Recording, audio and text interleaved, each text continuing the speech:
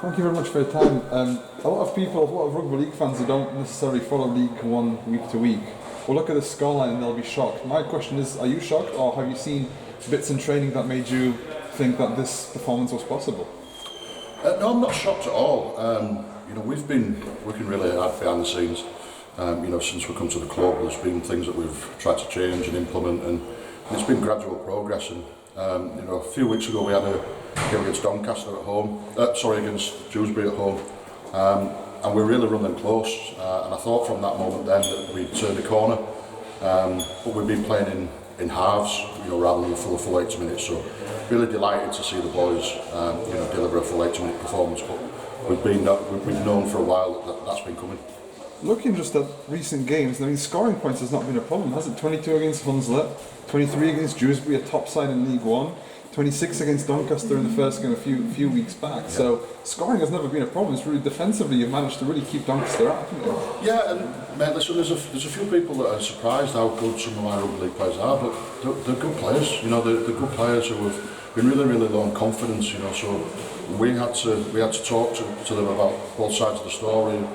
Enjoying defending and having some intent and energy about defending. And I thought you saw today, especially early on, just how much energy and excitement we got while defending. I challenged the boys to be as excited without the ball as they are with the ball, because you're absolutely right, we can score points against anyone. The intensity from the first minute looked, off the scale, because even they forced an error either with the first 1 or 2 minutes. They were on them right from the start. Was that the key message before the game? Yeah, we had to get out of the box and punch Doncaster on the nose and see what reaction we got. There's no point in us coming here and dipping our toe in and waiting to be punched on the nose and then reacting. We went out there, we punched Doncaster on the nose and challenged them early on. And my boys were really good, both with and without the ball. Was delighted. Can I ask about the impact of Scott Morrell? He seems to be orchestrating things on the field. Can I ask how that move first of all came about? Yeah, I've known Muzzer for a long time. We talk regular. And I saw that he played for the reserves at Cass a few weeks ago. We actually signed Muzzer three weeks ago, but he picked up a little injury, a little niggle in training.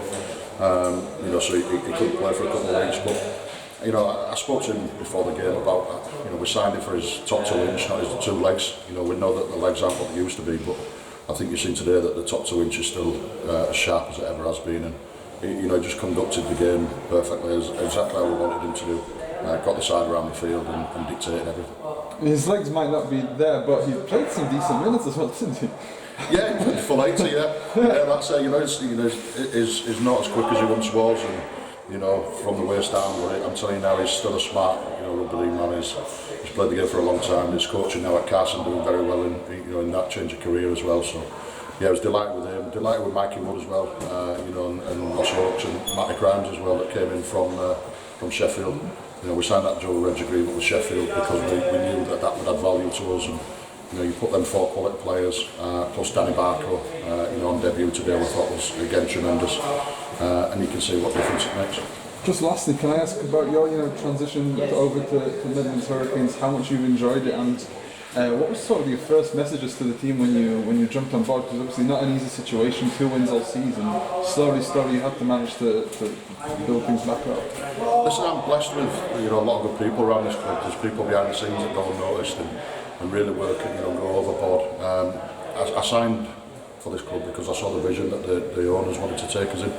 They've got a very clear plan of where they want this club to go, and we're building slowly. We're not going to get ahead of ourselves. We've got a lot of work to do, but firmly believe that once we get to the midpoint and the end point of the journey that we want to go on, then there'll be more people in rugby league looking at Midlands Hurricanes.